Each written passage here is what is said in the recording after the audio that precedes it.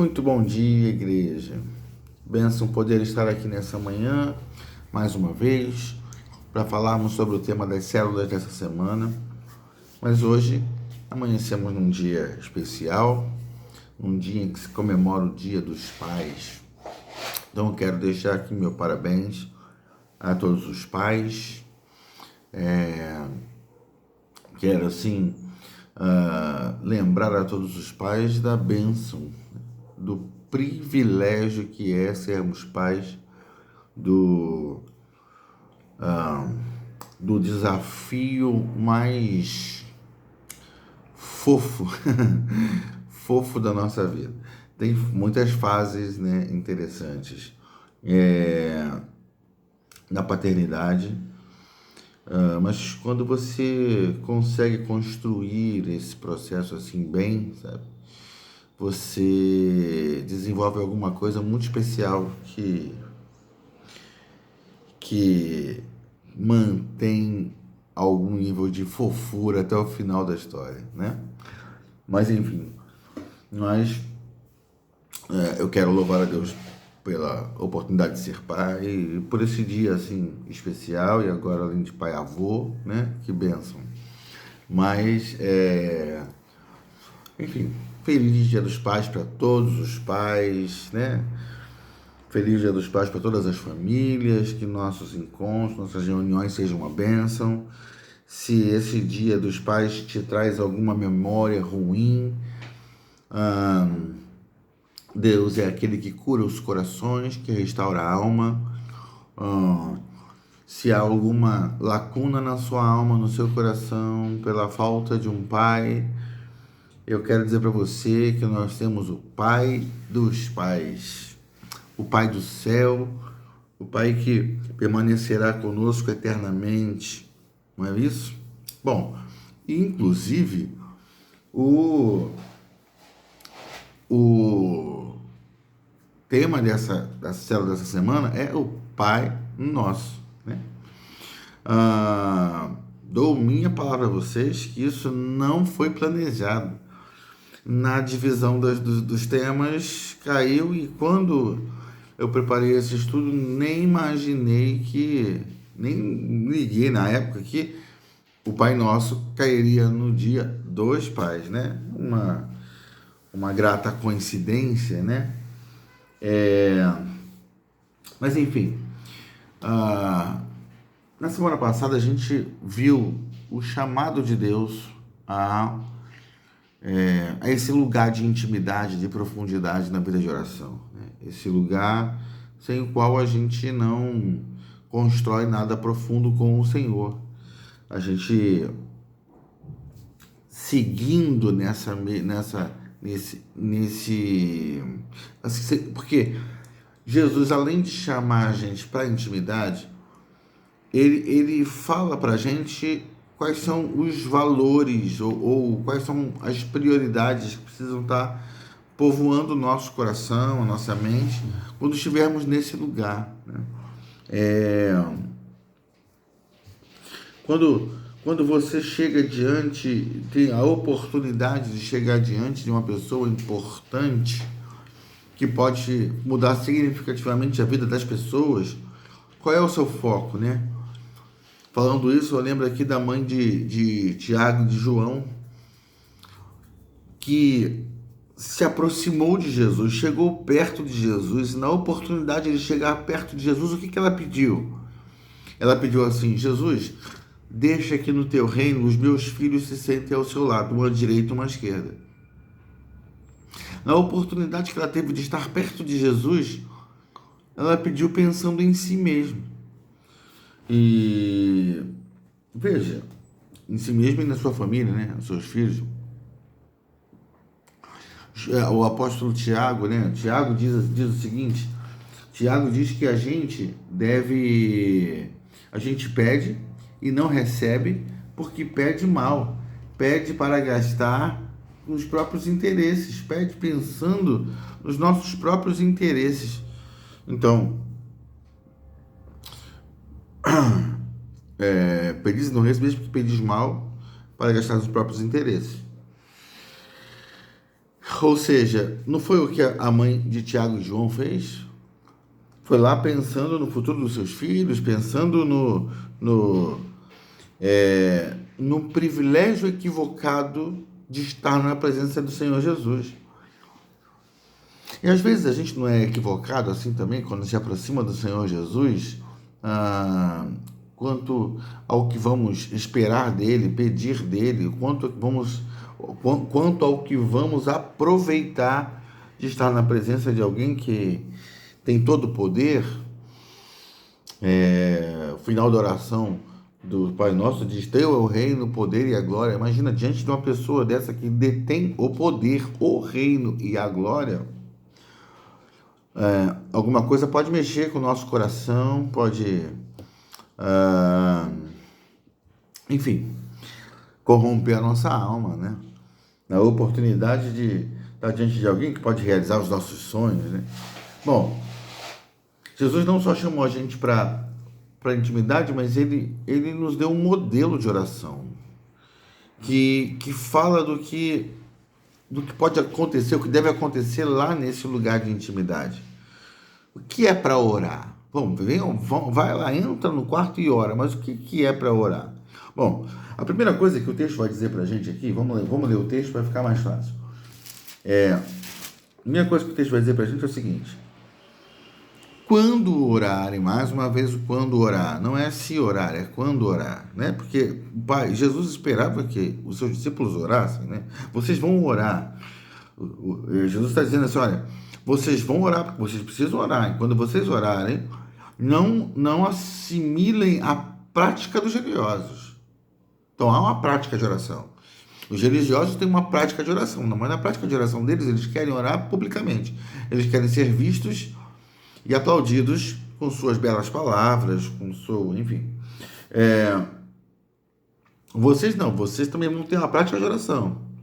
Mas quando vocês orarem, não fiquem aí, agora já falou que nós estudamos na semana passada, e agora ele fala, quando vocês, a partir do verso 7, Mateus 6, a partir do verso 7, do 7 ao 15.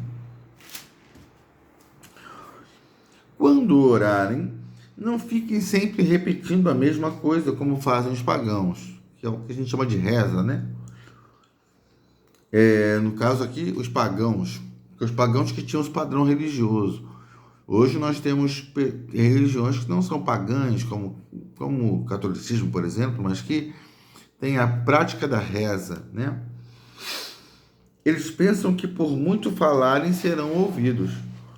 Não sejam iguais a eles, porque o seu pai sabe do que vocês precisam antes mesmo de o pedirem. Olha só que coisa interessante. Vocês vão pedir. Pedir é bíblico. A Bíblia fala pedir, pedir e dar-se-vos-á. A gente vai trabalhar isso num tema, numas semanas mais lá para setembro, enfim. Pedir, pedir e dar-se-vos-á. Mas, então, há um chamado de Deus a nós, não só uma oportunidade, mas um chamado. Vem, peça. Vem, peça. O texto que a gente vai ler, um outro texto aqui de Paulo, fala: fazei conhecidas de Deus as suas necessidades. Então, ele está dizendo aqui: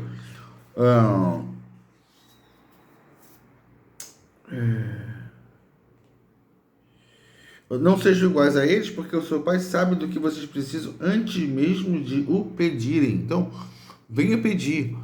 Mas saibam que quando vocês pedem, o pai já sabe o que vocês precisam.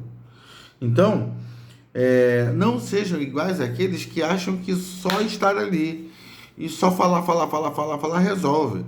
Cumpriu uma missão. Não, vou orar, vou fazer a minha parte. Minha parte é estar aqui. Senhor, lembra quando a gente ora? Você já se pegou orando antes de comer, no almoço, na janta? Orando as mesmas palavras como alguma coisa fechada? Sempre.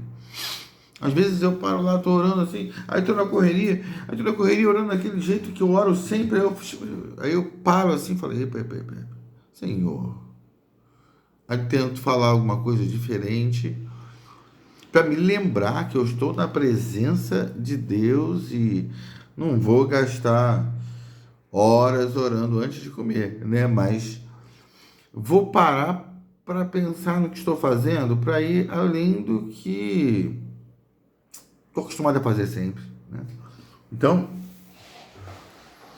não sejam iguais aos pagãos, aquelas pessoas que ficam só repetindo coisas, fazendo rezas e preces já decoradas, que não sabem nem o que estão falando direito, só estão repetindo porque acham que fazer aquilo é como um amuleto, é como um abracadabra. Essas palavras que eu vou usar. Aí fala abracadabra e milagre acontece. Não é isso.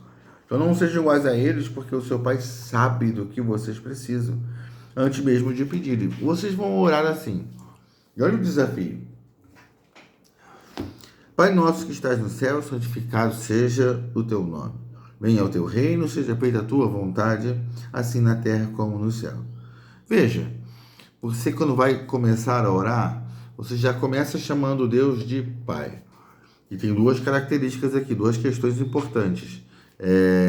Quando você chama Deus de Pai. Em princípio, ter essa percepção de relacionamento, que não é uma realidade no Velho Testamento. Ninguém no Velho Testamento chama Deus de Pai. Então não tem essa conotação na relação de Deus com o seu povo, né? De repente Deus desafia, Jesus desafia. Jesus está sempre dizendo para todo mundo: o meu pai me enviou, eu falo porque eu vi, eu faço porque eu vi meu pai fazendo. E de repente ele fala assim: não, meu pai é nosso pai, é seu pai também. Então ele chama as pessoas para um nível diferente de relacionamento. E eu gosto de pensar também que assim, toda vez que a gente vai ao nosso pai, seja o terreno, seja o celestial, há um pressuposto de obediência e submissão. Há um pressuposto de permissão, sabe? De estar no lugar de alguém que tem autoridade sobre nós. Alguém de quem a gente não apenas recebe amor, mas recebe direção. Então, quando a gente fala Pai Nosso, e esse Pai Nosso encabeça, ele inicia uma oração que envolve não só pedidos pessoais que a ver com as nossas necessidades, mas envolve saber qual é a agenda. Imagina quando você chegar dentro da sua casa, você chega para o seu pai ou para sua mãe e fala assim: bom, o que tem para fazer hoje aqui? O que eu posso ajudar? É a louça que eu preciso lavar? É o banheiro que eu preciso lavar? É a casa que eu preciso varrer? É uma cebola que eu preciso cortar? Um alho que eu preciso... Entende? Você, quando se aproxima do pai, há demandas, há compromissos. Olha aqui o participante aqui. Esse aqui é neto, tá? Eu sou avô. Eu sou vovô dos meus bichinhos. Entendeu? Então ele tá aqui, ó. Olha aqui. Olha que coisa linda. Mas deixa ele quietinho aqui, porque esse aqui não é mole, não. Deixa eu voltar aqui para minha... Então, o pai é alguém de quem eu recebo, mas é alguém que me ensina participação, me ensina envolvimento, me ensina responsabilidade. Então, isso é importante. Aí eu falo, Pai que está nos céus. Aí eu vou focar em que, primeiramente? Pai, o teu reino. Pai, o teu nome. Pai, o teu reino. E Pai, a tua vontade. Olha aí. Logo de cara, eu estou colocando as minhas necessidades num lugar de espera. Eu estou colocando minha necessidade num lugar de espera. Por quê? Porque agora o meu foco é o nome dele, o reino dele e a vontade dele. Então, dentro desse lugar de oração, desse lugar de busca, desse lugar de intimidade, eu quero ele. Eu quero a direção dele. Eu quero a sabedoria dele. Eu quero a agenda que ele tem para mim. Eu busco a presença dele, eu busco a direção dele. E em seguida, e depois disso, eu apresento a ele as minhas necessidades.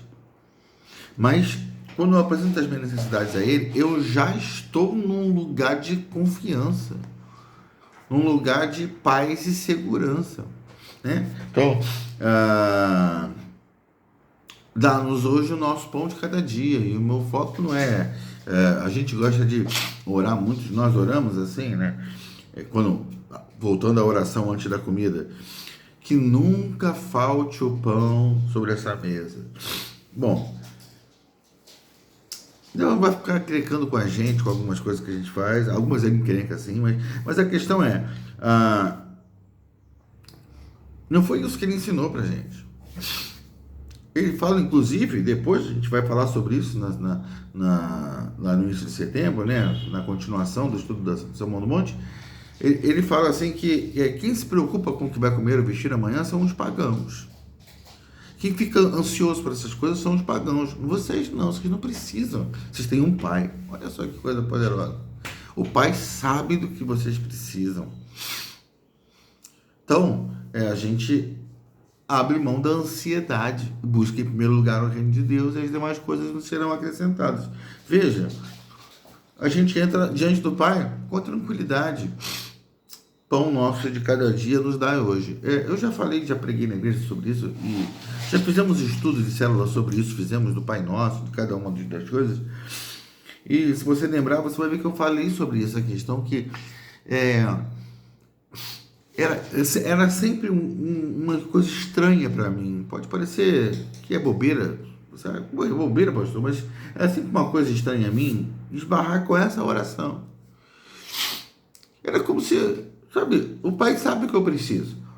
Então, por que eu vou pedir o pão de cada dia? E uma vez eu meditando sobre isso, há muitos anos, me veio uma compreensão à mente. Que eu não peço o pão de cada dia para lembrar Deus. Não é para lembrar Deus. Eu não peço o pão de cada dia porque Deus precisa ser lembrado. Quando eu era criança, lá com a minha mãe, eu não precisava falar assim: mãe, ó, lembra que você tem que ir no mercado, hein? Lembra que tem que comprar arroz, que eu não vai me deixar sem arroz, mãe. Mãe, não vai me deixar sem feijão. Mãe, ó, tem que comprar carne, mãe. Presta atenção, hein, mãe? Tem que comprar as coisas, ó. Bota na sua listinha aí, não esquece de comprar, hein? Mãe, olha só, não esquece de você tem que acordar já, você tem que acordar e preparar as coisas, porque olha só, eu quero comer, mãe. Lembra que eu preciso comer, mãe. Tá lembrando que eu preciso comer? Tá lembrando que você tem que fazer comida hoje? Não existia isso, não havia isso. Não. Só havia a hora da minha mãe falar assim: vem comer, tá pronta a comida. Então, ela se antecipou. Às vezes eu nem vi a hora que ela foi no mercado. Às vezes, até a idade que eu via assim, porque eu que ia no mercado. Mas o Pai se antecipa. Então me soava estranho esse versículo, dá-nos hoje o nosso pão de cada dia. Então por que eu preciso pedir o pão de cada dia? Bom, eu preciso pedir as coisas a Deus. Ele sabe do que eu preciso, Ele sabe do que eu desejo, Ele sabe o que eu estou pensando, mas Ele quer que eu tenha nele esse lugar de provedor, que eu vá até Ele para buscar essa provisão. E então esse texto aqui não é para lembrar Deus, é para me lembrar. Porque às vezes eu construo a minha vida sem buscar de Deus. Às vezes eu vou construindo a minha vida na minha autossuficiência. Porque eu estudei, porque eu me especializei, porque eu alcancei portas e porque eu tenho bom trabalho, porque eu de repente sou concursado, porque eu tenho de repente um salário mais do que suficiente para mim e posso honrar com as minhas coisas. Então, eu não preciso mais pedir a Deus. Afinal de contas, eu lutei, trabalhei, me esforcei, me dediquei e conquistei. E aí a gente se perde nesse entendimento. Meu amigo, meu irmão, deixa eu te falar uma coisa. Se Deus não der, você não tem. Você pode ser concursado, você pode estar num lugar que aparentemente é inabalável. Ninguém tira o teu salário. Eu vou dizer para você com muita firmeza. Se Deus não der, você não tem. Quando a gente é levado a orar isso aqui todos os dias, é porque para a gente lembrar que eu preciso que venha da mão dele, eu preciso da bênção dele, eu preciso da graça dele. Então, Senhor, o pão de hoje eu peço ao Senhor. Ainda que eu tenha carne estocada no freezer, ainda que eu tenha todas as comidas que eu preciso ter dentro da minha casa, tem, além das comidas básicas, tem o supérfluo, tem uma sobremesa, tem a marvada Coca-Cola, ou sei lá o que. Ainda que eu tenha coisas a mais, eu tenho que, diante do Senhor, entender que é por causa da graça dele que eu tenho, é por causa da bondade dele que eu tenho, não é por causa da minha autossuficiência. Você entende isso? Então, eu só entendo isso quando eu entendo que ele tem o nome, dele é o reino, e a vontade dele que precisa prevalecer. Por isso que eu começo diferente essa oração. Eu oro, perdoa as nossas dívidas assim como perdoamos os nossos devedores. O pressuposto dessa minha relação com Deus é de que eu não merecia estar diante dele. Vou colocar pressuposto, vou colocar assim, a realidade é essa. A realidade é essa. Eu não poderia estar na presença dele, só estou na presença dele porque recebi graça dele, misericórdia dele, perdão dele. Então, eu preciso estar num lugar de muita consciência de que eu não mereço estar ali, mas fui agraciado. Da mesma forma, ninguém merece, e todos estão debaixo dessa mesma realidade, carecendo da misericórdia e do favor de Deus. Se eu sou igual a todo mundo, precisando igual a todo mundo de graça, de perdão, de misericórdia, não importa o que eu vou fechar para alguém, não vou fechar a porta para ninguém. Se Deus suportou os meus pecados e as minhas desobediências, ou a minha dureza de coração, se o meu irmão for duro de coração em relação a mim, se ele me ferir, me magoar, me ofender, ele não está fazendo mais do que eu mesmo fiz tantas e tantas vezes diante de Deus e corro o risco de ainda fazer. Eu careço da graça do Senhor. Eu ando quebrantado, não ando orgulhoso. Orgulhoso como quem diz, não tem condições de perdoar o que você fez comigo, meu irmão, porque você feriu. Não. Se eu sei que eu sou capaz das coisas mais terríveis, como que eu vou negar perdão para alguém?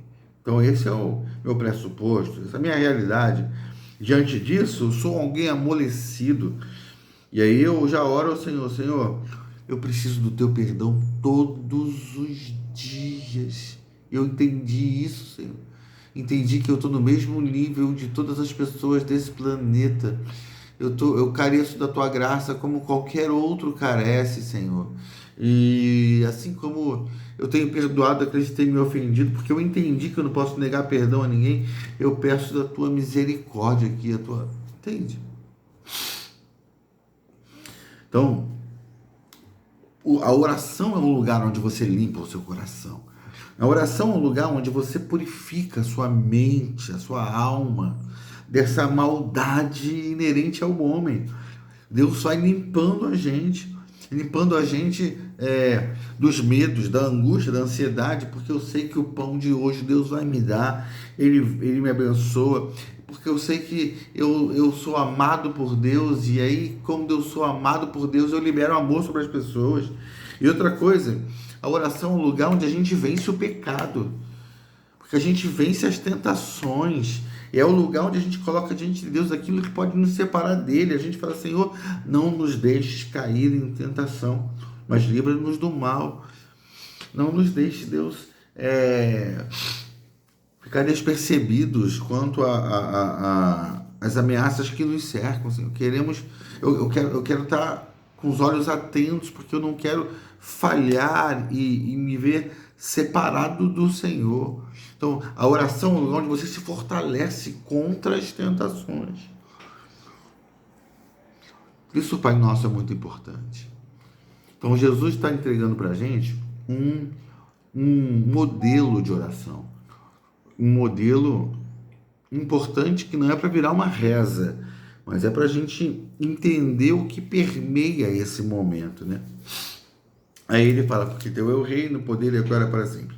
Amém. Aí ele diz assim no versículo 14, pois, conclusivo, isso é conclusivo, portanto, como resultado disso tudo, o que acontece? Que compreensão eu tenho? Pois, se perdoardes as ofensas uns dos outros, o Pai Celestial também vos perdoará. Perdoará vocês. Mas se não perdoarem uns aos outros, o Pai Celestial não perdoará as ofensas de vocês. Que isso tem a ver com a oração? A gente já falou aqui sobre perdoar nossas dívidas, assim como nós perdoamos aos nossos devedores. Então ele fala assim, pois, então, sabe o resultado disso tudo aqui a oração te torna parecido com ele. Se você perdoar os outros, o Pai vai te perdoar. Se você não perdoar os outros, o Pai não perdoará vocês. Não é que o Pai perdoa, primeiro você falar para depois eu fazer por você. Não é essa a ideia. Mas a ideia é de que assim, você não experimenta real comunhão com Deus, real perdão de Deus. Você não experimenta esse lugar em Deus quando você não mergulha no propósito dele para a sua vida, que é, sobretudo, ter um coração moldado conforme o dele. Deus vai me perdoar sempre que me aproximar dele. Sempre que eu me aproximar de Deus em quebrantamento, Deus vai me perdoar. Não haverá chance dele não me perdoar se eu me aproximo dele em real arrependimento. Mas quando eu me aproximo dele sem ter liberado o meu irmão, liberado a pessoa que me ofendeu, perdoado essa pessoa, eu estou me aproximando dele com o ego inflado, porque eu estou achando que eu sou alguém incapaz de negar perdão para o meu irmão. Esse ego inflado, me colocando na posição de juiz, porque quem não perdoa alguém porque alguém fez alguma coisa muito errada, se eu não perdoo alguém porque alguém me ofendeu muito, o que eu estou fazendo?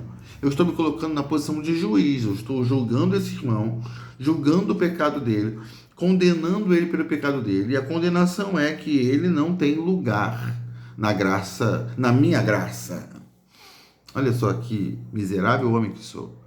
Então, eu perdoo, libero meu irmão, porque eu tenho sido alvo da graça e da misericórdia de Deus, me apresento diante de Deus em quebrantamento e recebo o perdão dele e a reconexão com ele, no relacionamento com ele. Se eu não cultivo reconexão no relacionamento com os meus irmãos, como eu vou poder cultivar dessa reconexão do relacionamento com Deus? Não dá. Então, a oração genuína, verdadeira, ela muda a gente. Quando você entra no lugar secreto e se coloca diante de Deus e busca a face dele, você vai sair desse lugar diferente. Você vai sair quebrantado e transformado. Creia nisso, meu filho. Então, esse é o estudo dessa semana. Que Deus abençoe vocês. O outro texto eu nem mencionei aqui, né? Paulo fala, não fiquem ansiosos por coisa alguma, antes que suas orações, seus pedidos sejam conhecidos diante de Deus através de oração, súplica e ações de graças. Assim, a paz de Deus, que excede todo o entendimento, vai guardar sua mente e seu coração em Cristo Jesus. Deus nos guarda quando nós nos expomos a Ele, nos abrimos para Ele e derramamos todas as nossas necessidades diante dEle. Somos guardados por um Pai de graça, por um Pai de amor. Como diz a canção, eu tenho um Deus de amor, Deus de amor, um refúgio onde me abrigo, estou seguro em suas mãos. Eu tenho um Deus de amor, Deus de amor, seu nome é Jesus, Deus forte, meu ajudador. Aleluia! Deus abençoe você, meu querido. Uma boa célula, uma boa semana. Uma semana de confrontos maravilhosos na presença do Senhor, onde Ele quebra o nosso orgulho e nos faz mais felizes quando encontramos esse lugar de humildade diante dEle. Porque Deus é bom e a sua misericórdia é a coisa mais doce que existe no universo. Receba de Deus sobre a sua vida, meu irmão. Deus abençoe você. E, mais uma vez, curta o Dia dos Pais. Feliz Dia dos Pais.